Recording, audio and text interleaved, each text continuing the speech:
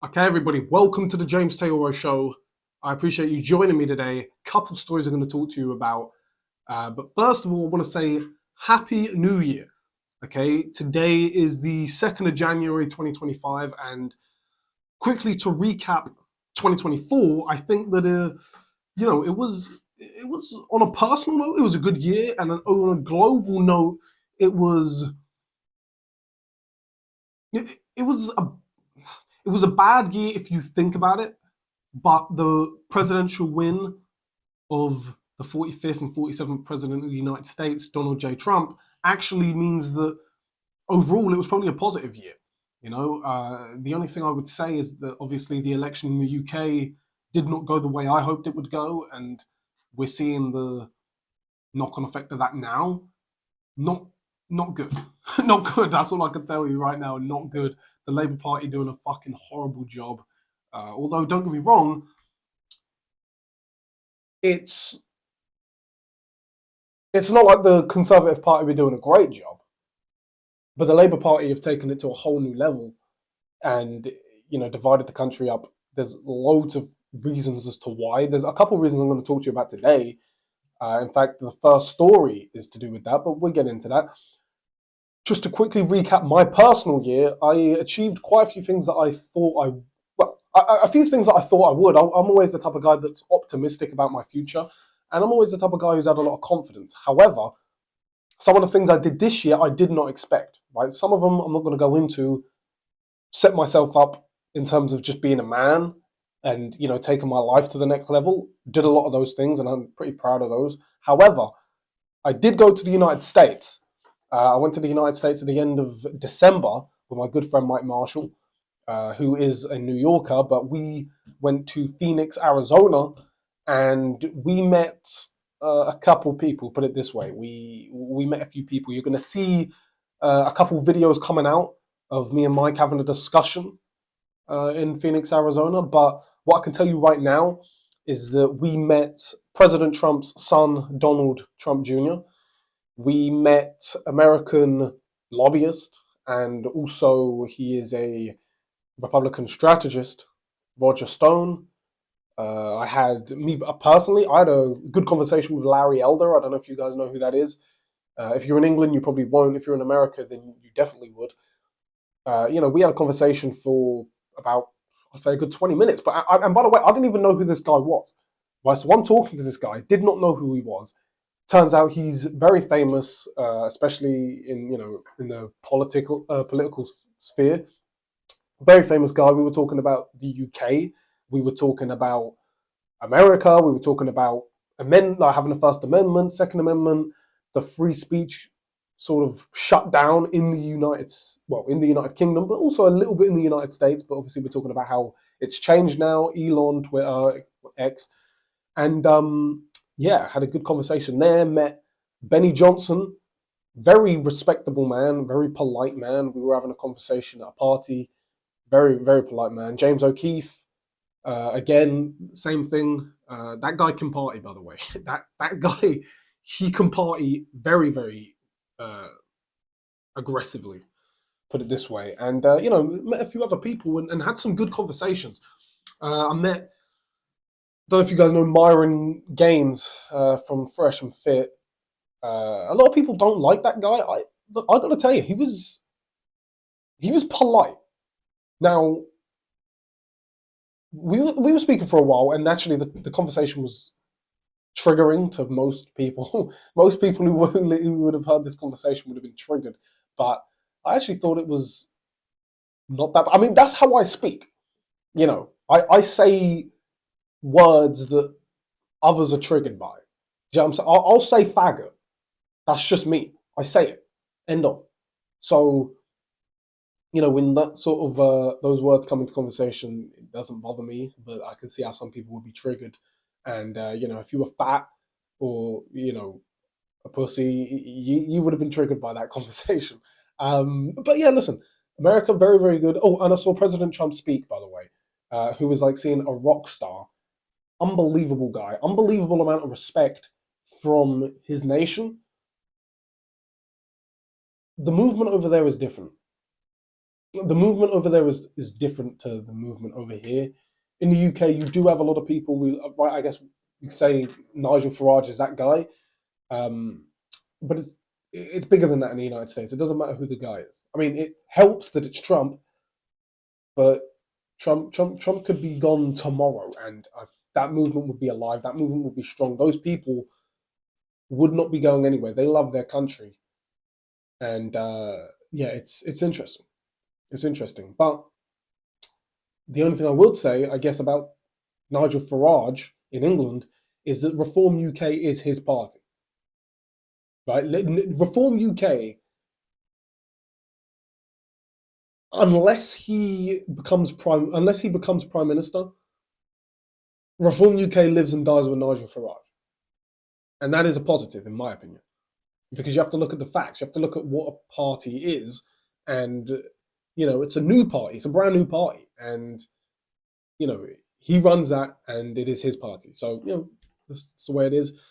Speaking of Nigel Farage, he actually posted this on his X account. This was on the 28th, right? This is on the 28th of December, and it was a video of, well, immigrants being picked up by the border force boat, right, and brought onto land of the UK safely.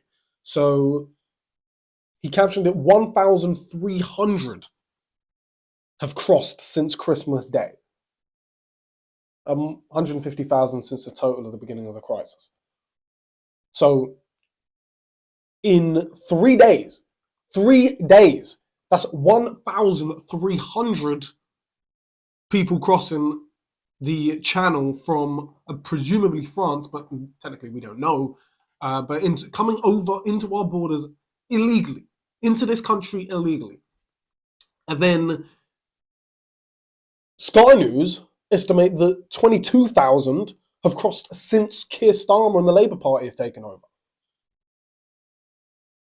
So that's not good.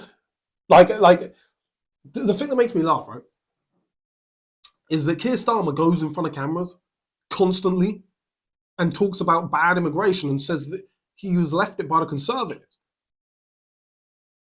But that's people don't know, people need to understand. You can use that excuse and you can fool some people when it comes to the economy. When it comes to immigration, you can fix that in 1 day. You send a message.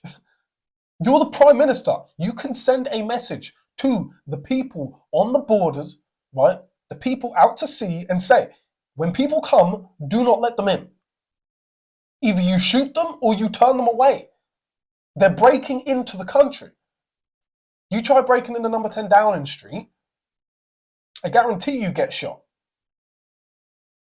You try breaking into a nation and you get welcomed with open arms. You get a life jacket. Here you go, come through, meal. You hungry? The kettle's on. This is genuinely the way it works in the UK right now, and it is fucking ridiculous. Okay, it is absolutely ridiculous. And this is why, okay, and again, this is the truth. The Conservative Party were not good on immigration either. But they were better than the Labour Party. That is a fucking fact. Okay? Now,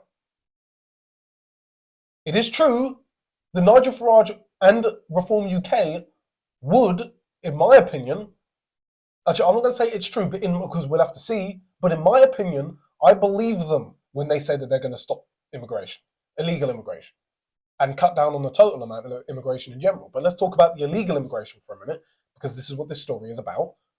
They will stop that. They will stop that. And that is why they are taking over. In fact, just this week, okay, Nigel Farage has taken the Reform UK to bigger numbers in terms of people supporting that, registered voters, than the Conservative Party. I'll say that again. Reform UK has more people within the party than fucking Conservative Party. That is crazy stuff. They are the only hope. Do we deserve a general election? Yes. If we had a general election right now, there is no doubt that it would be a battle between the Labour Party and Reform UK. And I think Reform UK wins that, which is why, even though everyone's been calling for the general election, I spoke about the petition 2 months ago. I think at the time it had like 2.8 or 2.9 million signatures. Only needed 100,000 to be considered in the House of Parliament. Labour Party won't do it. Why? Why? Even though they were the ones who called for they were the ones begging for the election when Conservatives were in charge, and Rishi Sunak called an election before he needed to. Okay, Labour Party were begging for that because they knew that if they called the election, they would win. And now that they know that if they call the election, they're going to get kicked out, suddenly it doesn't work like that. And we don't have to call an election. It only needs to be taken into consideration. That's why they're not doing it, because they know they'd lose. And they couldn't stand the idea of Nigel Farage as Prime Minister. They could not stand that. They would rather see the country burn and get taken over by illegal immigrants before they see Nigel Farage as the Prime Minister of the United Kingdom. And that's the disturbing thing. That's the disturbing thing, because you have to think about your role as a server to a country, which is what they are, by the way. They're servers to the country. And as servers to the country, you need to think about what's best. And sometimes that means stepping aside, right? If it was a company, right, and you were a shitty CEO, right, you would step down if you cared about the company. These people don't do that, and they live in this country. Do you understand? They don't step down. They only care about power. It's a joke. Absolute joke. And I'll tell you what else is a joke. Second story. The Rotherham child abuse scandal. Okay, now this is crazy, right? So essentially, 1,400 kids estimated to have been raped by the Pakistani group, grooming gang.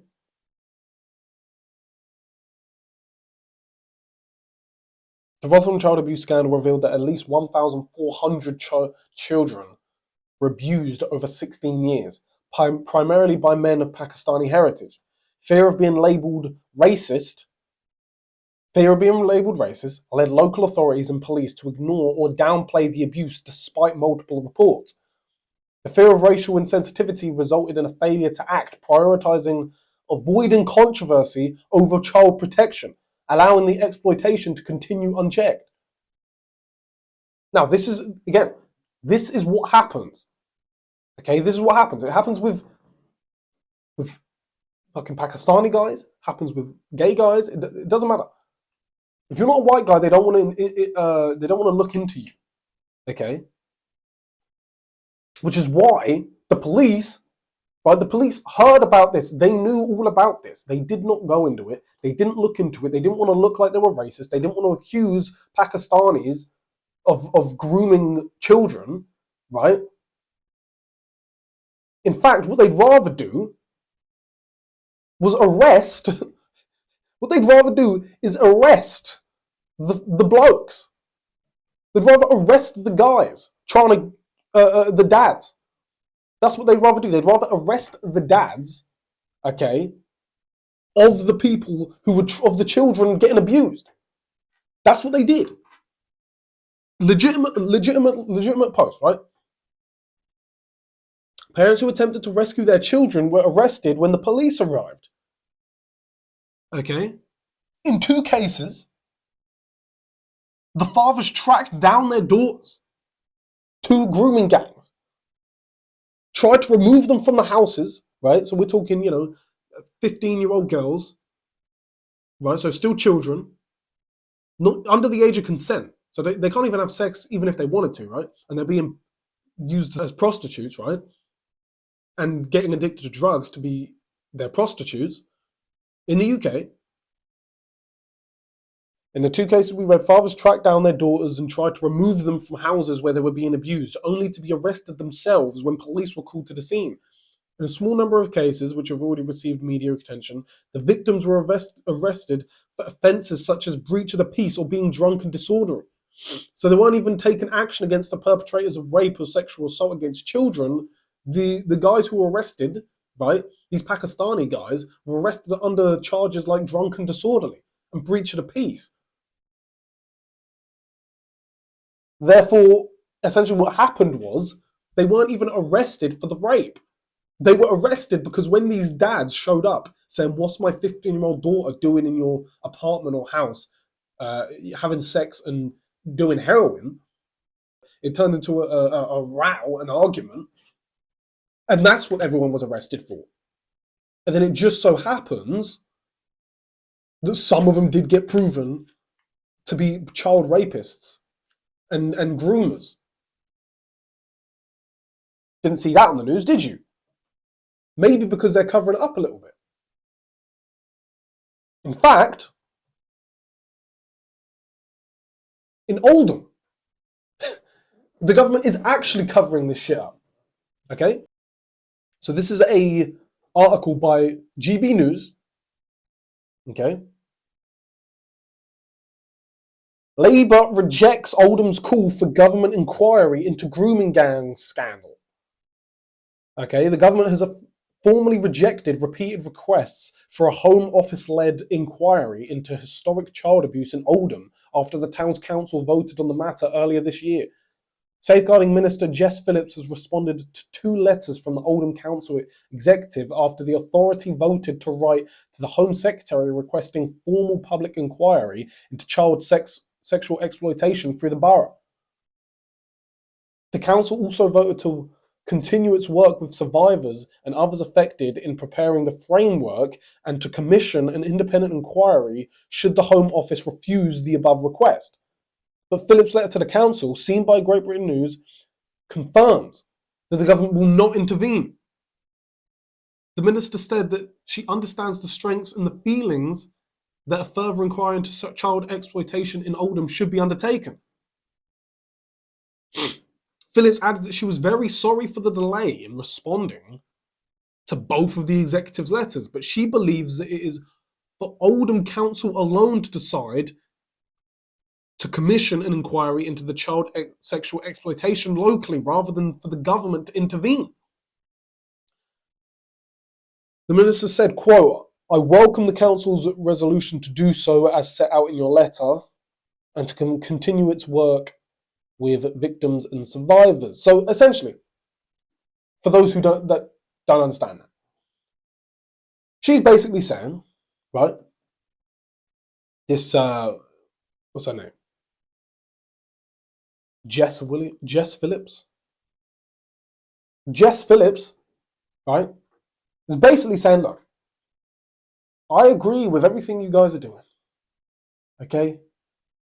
You should, you should keep doing it.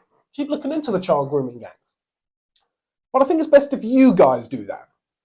I mean, I know I'm government and I agree. We're all in agreement. Grooming's bad. But even though I'm part of the government, I think that it's best if I stay out of this one. Fucking pathetic. So no wonder people are not liking the fucking Labour government right now. It just so happens that all these guys within the Labour government are doing a fucking bad job. I mean, let's just think about that for a minute, right? What MP, what person in government says, you know what, I agree with you. Everything going on in Oldham is bad. And there is clearly some sort of child grooming going on. And I think it's best if it does get looked into. But us as the government, we're not going to do that. We're going to focus on fucking going green and shit with the country and taxing everybody out into fucking oblivion, right? Rather than look into the kids being groomed. But why are they doing this? You're probably thinking, why? How? James, you must be wrong. There's no way a government will do that. Why wouldn't they? Well, it's pretty fucking simple. They do not want, okay, and I promise you, like, when I say this, believe me, okay? Or go look for yourself so then you come up with your own answer. But I promise you, they do not want any kind of Middle Eastern nationality, right, to look bad. They don't want Pakistanis to look bad. They don't want Syrians to look bad. They don't want Iraqis to look bad. They don't want anyone other than actual English guys to look bad. Okay? And when a government starts doing that is when it's time to go, in my opinion. Absolutely ridiculous. Absolutely ridiculous. Okay? Now, I'll tell you what else is ridiculous. Seeing as I'm on this fucking mega rant right now, I'll keep going. Mayor of London, Sadiq Khan, right? This is not even a joke, right? Mayor of London, Sadiq Khan, is to receive a knighthood. A knighthood by the royal family. He is going to be Sir Sadiq Khan. Now, you're probably thinking, how? This can't be right. He hasn't done a good job. You're lying to me, James. No, I'm not. This is the fucking truth, okay? Now, you're probably wondering, okay, well then, the royal family don't make mistakes with the knighthood. That's a sacred knighthood, sir. Legal, sir. Probably wondering. He must have done some things, right? He must have lowered crime or something, right? I mean, he must have done something. Seeing as he's the mayor of London and everything. Well, I'm going to show you a statistic, right? And this is the crime statistic, right? So, Sadiq Khan, this is his crime stats, right? Right, so Sadiq Khan became mayor of London in 2016, okay? May 2016. So, everybody watching this who knows London, right? If you're in America, then you probably see London in a different light. Unless you had a conversation with me in America, well, then I showed you the fucking truth, right? But if you're from England, you know that London is not safe, right?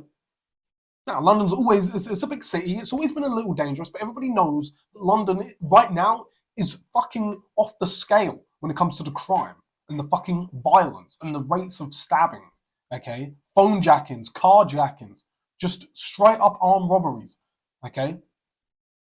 It is getting fucking ridiculous. And everyone knows anyone with money is leaving London, okay? They're leaving London.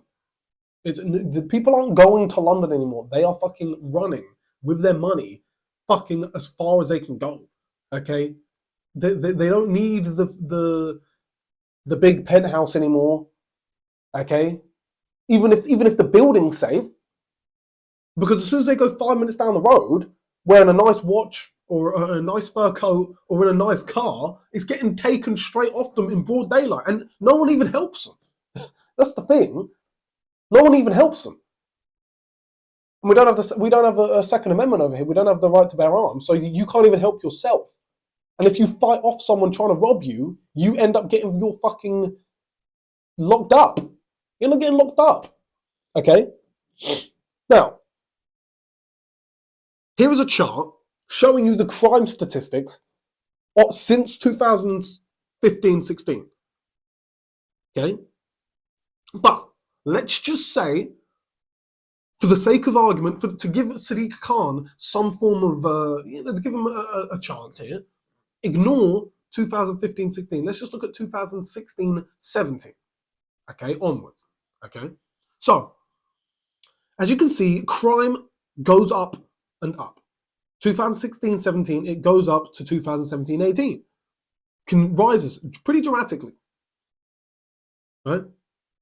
2017-2018 to 2019 goes straight up again. 2019 to 2020 goes up again. And then what you see is, and I'm sure they love to talk about this, there's a drop-off, right? There's actually a pretty dramatic drop-off, right? in 2021, no, in 2020 and 2021.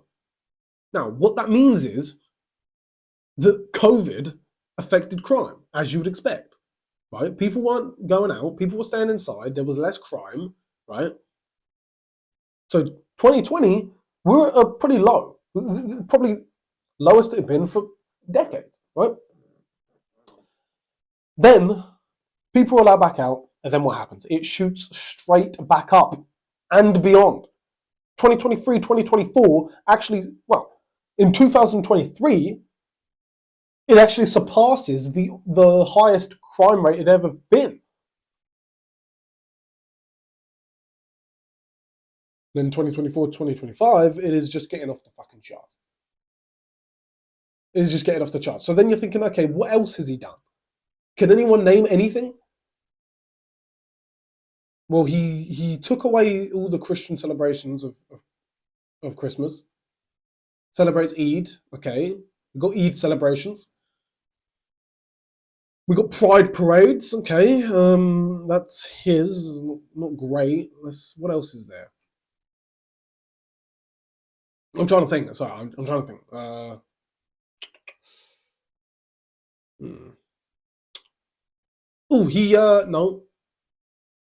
no, that wasn't good. Huh. I guess he charges everyone to drive diesel cars. Anyone happy with that? Anyone happy with the ULEZ? No? Ah, okay. He expanded. He made it from central London to the whole of the London borough. So guys who don't even live in what I guess I would call London, right? Guys who live on the outskirts of London, right, like in Kingston and shit, where if you were living in Brixton, you'd say that's not even London. The amount of people who live within London borough, but not within the city of London, it's barely London, right? This isn't. They don't count. They don't count as London. Okay. It's almost like the same. It's like the boys who are from Staines calling themselves London boys. No, you don't. You don't live in London. Okay. It's like you guys living in Kingston. Yeah. Okay. You got London on your bins, but you ain't really London. Come on now. You know it. You know it. I know it. We all know it. Okay. Even they're paying you les now. Absolute joke by the royal family. Not increasing their popularity, and neither's this. Gareth Southgate to receive a knighthood. Why? Why? This just proves that it means the knighthood means nothing. Okay. Yeah, I mean, Southgate hasn't done anything. It's not like he won us a trophy. Gareth Southgate has basically been a Mikel Arteta. Except Mikel Arteta did win a trophy. And I'm an Arsenal fan, by the way. But I'll still say it loud and clear.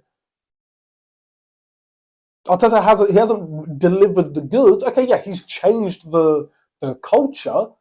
He's brought us close. He's got us competing. He's given us belief. Cool. You don't get a Sir for giving belief. You get a Sir for bringing it fucking home. Bringing a big ass trophy back from a tournament. That's where you get a Sir. Now, it just so happens that, like, a couple of weeks ago, Christopher Nolan got knighted. That kind of makes sense. That kind of makes sense. You can say, okay, yeah, Christopher Nolan, you know, you made some good films. Inception was fucking pretty good. Dark Knight and that was good. Oppenheimer, I guess it was for Oppenheimer, but Oppenheimer wasn't very good, which is weird, but it is what it is. Everything's a joke right now. Everything is a joke. Which is funny because you're probably thinking that, oh, James, you must be completely pessimistic about 2025.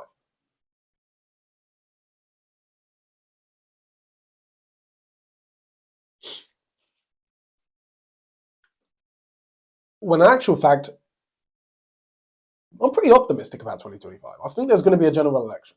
I really do. Or if not, I think the movement is going to be from Nigel Farage, Reform UK. I think the movement's going to be so good that we are going to be we're going to be set up in a way that the only possible outcome in the next election will be that Reform UK wins. That's my opinion. That's my opinion. So, and look, I might be wrong. But look, all I can say, predictions 2025, James Tayoro show picks up. We become fucking huge. Everybody knows it. Everybody watches it. Everyone respects it. And, hopefully some dough gets made. Other than that, personal life, pretty good. Can't really complain. And even if I did, or even if I had anything to complain about, I wouldn't complain to you guys. Because I'm not a little fucking pathetic bitch. Okay? In fact, that's the only thing I fear, is that these soft, little fat, lazy, bummy, stoner, druggy cunts are gonna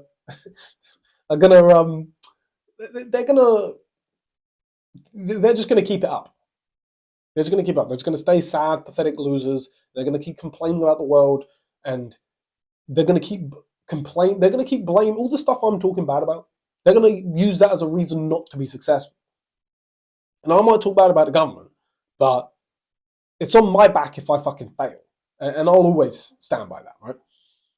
So that's my biggest fear. And, some of these fucking snowflake, fucking just blue-haired, soft bitches, and that includes the men too. I think that they're just gonna stay pathetic, and they're just gonna keep fucking pissing me off. But the only good thing is that they're competition.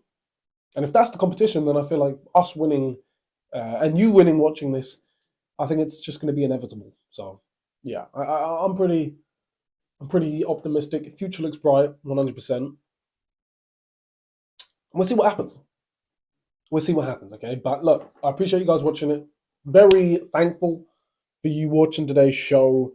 We'll see what happens within the next couple of months. I think that economy-wise, I think you might see a bit of an increase at the supermarkets, but look, it is what it is. It is what it is, okay? Maybe hold on to some fucking Solana and you might get through it. So yeah. Listen, thank you very much for watching. I appreciate it. Till next time.